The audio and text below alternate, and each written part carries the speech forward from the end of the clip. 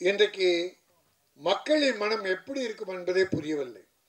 எந்த படத்தை ஆதரிப்பார்கள், எந்த படத்தை ஒதுக்கி தள்ளுவார்கள் என்று யாராலும் கணிக்க முடியவில்லை. ஆனால் ஒரு ரிசல்ட், கடந்த 6 மாதத்திலே ஒரு ரிசல்ட் வந்திருக்கிறது. நல்ல படங்களை மக்கள் பார்க்கிறார்கள், நல்ல படங்களுக்கு திரையரங்குக்கு போகிறார்கள். அதுக்கு லவ் டுடே அவர் பெரிய சூப்பர் ஹீரோ இல்லை. பிரித்திப் ரங்கநாதன் நான் கோமாளி படம் டைரக்ட் பண்ணும்போது அப்போ என்னுடைய மகன் KR பிரபு எல்கேஜி படம் டைரக்ட் பண்ணிட்டு இருந்தான். என் மாப்பிள்ளை ஐசரி கணேஷ் அவன் தான் 2 படமும். கோமாளியே ரங்கநாதன் டைரக்ட் பண்ணிட்டு இருந்தான். அப்போ என் மகன் KR பிரபு இன்ட்ரடியூஸ் பண்ணுறான், அப்பா இவர் தான் பிரித்திப் ரங்கநாதன் டைரக்டர் கோமாளின்னா. அப்படி பார்த்து வணக்கம் பண்ணிட்டு காலில் விழுந்து வணங்கிட்டு போகிறான். இந்த பேண்ட்டு கீழே உருவி விழுந்துற மாதிரி இருக்கு. அப்படி ஒட்டி இருந்தது, இவ்வளோ ஒல்லியா. அதை பார்த்தா ஒரு இயக்குனர் மாதிரியே இல்லாமல் இருந்த ஒரு தம்பி ஒரு துணிச்சலோட அடுத்த படம் நானே ஹீரோவாக நடிப்பேன், அது மன துணிவு, தைரியம், அவர் மீது இருந்த நம்பிக்கை, அவர் திறமையில் இருந்த நம்பிக்கை, இந்த மக்கள் நல்லவைகளை ஆதரிப்பார்கள், என்னை வளர்த்து விடுவார்கள் என்ற மக்கள் மீது வைத்த நம்பிக்கை, அந்த தம்பியின் அறிவின் மீது வைத்த நம்பிக்கை, ஒரு அற்புதமான ஒரு ட்ராக்கை பிடிச்சான். பிரமாதமாக கதை பண்ணான், அதில் காமெடியை கலந்தான். லவ்வும் இப்போ இருக்கிற செல்ஃபோனால் இருக்கிற பல அழிவுகள் நகைச்சுவையாக சொன்னால் மக்கள் ஏற்றுக்கொண்டார்கள், மாணவர்கள் ஏற்றுக்கொண்டார்கள், இளைஞர்கள் ஏற்றுக்கொண்டார்கள், அவனை கொண்டாடிட்டாங்க. இப்போ அவன் எத்தனை பேரை கொண்டாட போகிறான்னு தெரியல. எத்தனை ப்ரொடியூசர் வாழ வைக்க போகிறான். இந்த வாழ வைக்கணும், வாழ வச்சா இன்னும் நல்லா இருப்பான், இன்னும் மேலும் ஓங்குவான். தம்பி மெர்சி சிவா பாராட்ட வேண்டும். அந்த தம்பி முதல்ல ஆடியோ ஃபங்க்ஷன் வந்ததுக்கே என்னுடைய பாராட்டுக்கள். ஏன்னா பல பேர் ஆடியோ ஃபங்க்ஷன் வருது நாகரிகம் இல்லைன்னு நினைக்கிறாங்க, மரியாதை குறைஞ்சிருவோன்னு நினைக்கிறாங்க. மரியாதை எப்போ குறையும் தெரியுமா? அடுத்தவனை மதிக்காமல் அவன் உழைப்புக்கும் அவன் செய்த தொண்டுக்கும் தர்மத்திற்கும் மரியாதை எவன் கொடுக்கலையோ அவன்தான் அவமரியாதைப்படுவான். ப்ரொடியூசரை மதிக்க தெரியணும், இயக்குனரை வணங்க தெரியணும். ஏன்னா எல்லாமே இயக்குனர் தான். இயக்குனர் இல்லாமல் எந்த ஹீரோவாலும் உருவாக முடியாது. அது எவ்வளோ பெரிய ஹீரோவாக இருக்கட்டும். அதில் ஆர் கண்ணன் இன்னும் வருஷத்துக்கு 3 படத்துக்கு மேலே நீ டைரக்ட் பண்ணக்கூடாது, வேண்டாம், நிதானமாக திட்டமிடுது. கதைக்களம் தான் முக்கியம். ஹீரோலாம் அப்புறம் நம்ம நாயை போட்டு ஓட்டிடுறாங்க. நாய் ராமநாராயணன் எடுத்துங்க, எத்தனை ஹீரோ இருந்தாங்க. என்ன சிவா சிரிக்கிறா போல? இல்லை, கதைக்கு என்ன தேவையோ கதைக்கு அவர் நினைச்சார். ஹீரோக்கள் செகண்டாக இருந்தால் பரவாயில்ல, ஒரு மிருகம் அனிமல் அதை வச்சு கதை பண்ணார். அதுக்கு ஒரு ஹீரோ தேவைப்பட்டது, ஹீரோயின் தேவைப்பட்டது, குழந்தை தேவைப்பட்டது. 28 நாளில் படம் எடுத்து 100 நாள் ஓடிய படங்கள் 70. எடுக்கிற படம் 28 நாளில் ஷூட்டிங் முடிப்பார். எப்படி தெரியுமா? ஃபார்முலா தெரிஞ்சுங்க. ஒரு கதை எழுத ஒரு டீம், இன்னொரு கதை இன்னொரு டீம், ஒரு 3 டீம் 3 கதை எழுதிட்டு இருக்கோம். இந்த கதை ரெடியான உடனே இதை ஷூட்டிங் ஆரம்பிப்பார், அதுக்குள்ளே இந்த கதை ரெடியாகும். இந்த கதைக்கு 18 நாளுக்குள்ளே தான் டயலாக் போர்ஷன் ஷூட் பண்ணுவார்.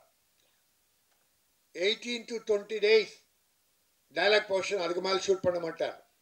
சாங்ஸ், ஒரு பாட்டு 1 நாள் இல்லை 1.5 நாள் 2 நாள் தேவைப்பட்டால் 2 நாள், அதுக்கு மேலே பாட்டுக்கு முக்கியத்துவம் கொடுக்க மாட்டார்.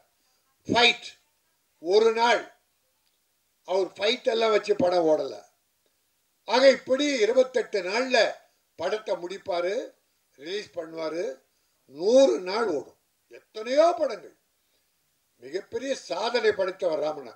அதான் என் சின்ன ப்ரொடியூசருக்காக நான் சொல்கிறது, திட்டமிடுங்கள். 6 மாதம் எடுத்துங்க, கதையை அழுமையாக பண்ணுங்க, கதையை திட்டமிட்டு அழகாக பண்ணுங்க. அந்த கதைக்கு ஹீரோவை போடுங்க. ஹீரோவுக்கு கதை எழுதின எல்லாருமே ஃபெயிலியர் ஆகிடுவான். இவர் தான் ஹீரோன்னு கதை உருவாக்குனீங்க, அவள்தான். சத்ய இந்தியான்னு ஒரு படம், சத்ய இந்தியா, மகேந்திரஜி ஷாருக்கானா? ஷாருக்கான், சத்ய இந்தியா, ஒரு ஹீரோ. ஒவ்வொரு ஸ்டேட்டில் இருக்க ஒரு பொண்ணுங்க, அதுக்கு ஹாக்கி டீம் ரெடி பண்ணி இந்தியாவில் வேர்ல்டு சாம்பியன்ஷிப் வாங்கிறதுக்கு ரெடி பண்ணுறார். அதான் கதை. அது அவர் இந்தியா பாகிஸ்தான் மேட்ச் நடக்குது, அதில் இந்தியா தோத்துருது. ஃபர்ஸ்ட் எடுத்த உடனே ஷாருக்கான் ஒரு பெரிய பிளேயர். தோத்துட்ட இந்த ஷாருக்கான் ஜெயிச்ச பாகிஸ்தான் வீரருக்கு கை கொடுத்துட்டார், பாராட்டிட்டாராம் பாகிஸ்தானை. உடனே இந்தியா வீட்டு பக்கம் இருந்தவெல்லாம் சேர்ந்து ஷாருக்கான் துரோகி, ஒரு பாகிஸ்தான்காரங்கிட்ட கை கொடுத்துட்டான். அதில் தான் கதை துவங்குது. அந்த ஏரியாக்காரங்க அடித்து விரட்டிடுறாங்க. அம்மாவும் ஷாருக்கானும் வீட்டை காலி பண்ணிட்டு வெளியே போயிடுறாங்க. பிறகு அவர் சேலஞ்ச் பண்ணி அந்த குழந்தைகளை, பெண் குழந்தைகளை உருவாக்கி வேர்ல்டு மேட்சுக்கு போய் ஜெயிக்கிறார். வேர்ல்டு கப் இந்தியாவுக்கு வாங்கி தந்தார். அதான் கதை. விடைச்செறிகள் அப்படி தடுமாறி அப்படி போனது, குரூப் டான்ஸ், 7 ஃபைட்டு, ஒரு 15 பொண்ணுங்களை பிடிச்சி இடுப்பை பிடிச்சிட்டு ஆட்டிட்டு கிடக்கிறது, இந்த கன்றாவி எதுவுமே கிடையாது. Only story. அப்படி நீட்டாக போச்சு. அதே படம் தான் பிகில்.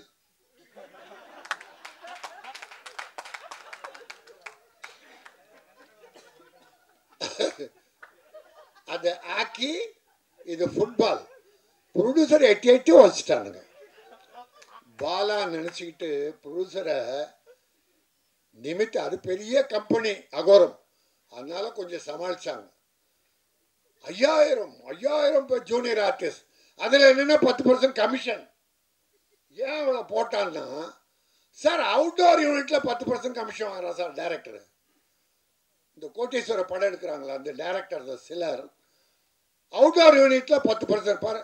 அவுட்டோர் யூனிட்டுக்காரன் ஒரு வீடு வாங்கி கொடுப்பான் டைரக்டருக்கு. இருக்காங்க, இங்கே பேர் சொல்ல விரும்பலை. அவெல்லாம் துரோகிகள். நீ எவ்வளோ பெரிய டைரக்டராரு, ப்ரொடியூசர்கிட்ட 30 கோடி 40 கோடி சம்பளம், அவுட்டோர் யூனிட்ல ஜூனியர் ஆர்டிஸ்ட்கிட்ட 10% கமிஷன். நியாயமா? அதெல்லாம் நிற்குமா அந்த பணம்? அதனால தான் நீ எடுத்த படம் 2 அவுட்டு, ஒரு வீடே விற்றுங்க. அது போட்டோம். அது எது இடைச்சர்கள், இடையில கொஞ்சம் உடம்பு சரியில்லாதால இந்த மாதிரி பேசல. நான் இன்னைக்கு என்னமோ அதுவாக வந்து விழுந்துருச்சு. இருக்கட்டும், அதோட விஷயம் ஒன்று. எனக்கு காசை தான் கடவுள். நன்றி கடன் பாருங்க. அவன் கண்ண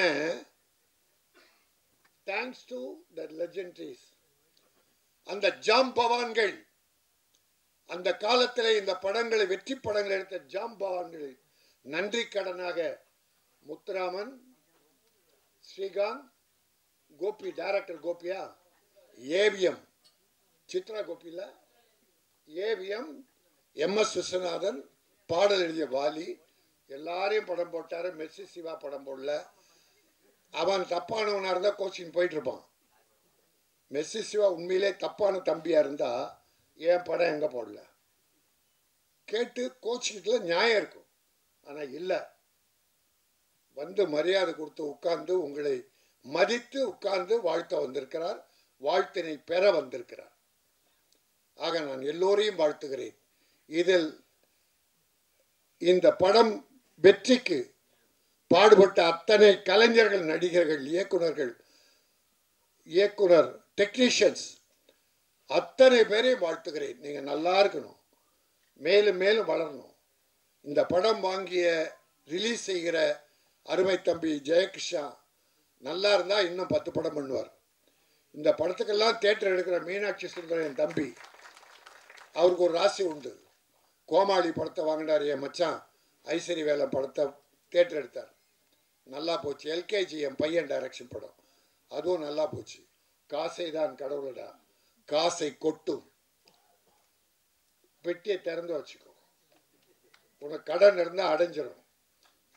ஆக இந்த படம் வெற்றி படமாக அமைய இறைவன் அருள் வேண்டுகிறேன். எல்லாத்த விட உங்கள் நல்ல மனசு, நம்முடைய யூடியூப் பத்திரிகையாளர்கள், தொலைக்காட்சி நண்பர்கள், உங்கள் நல்ல மனசையும் சேர்த்து இதை வாழ்த்தி மக்களும் கொண்டு சேருங்கள். இந்த ப்ரொடியூசர் படைத்தால், இந்த விநியோகஸ்தர் படைத்தால் இன்னும் 10 படம் தயாரிப்பாங்க. ஆகவே அவர்கள் வாழ்க, காசை தான் கடவுளடா வெற்றி படமாக அமைய வாழ்த்துகிறேன். நன்றி, வணக்கம்.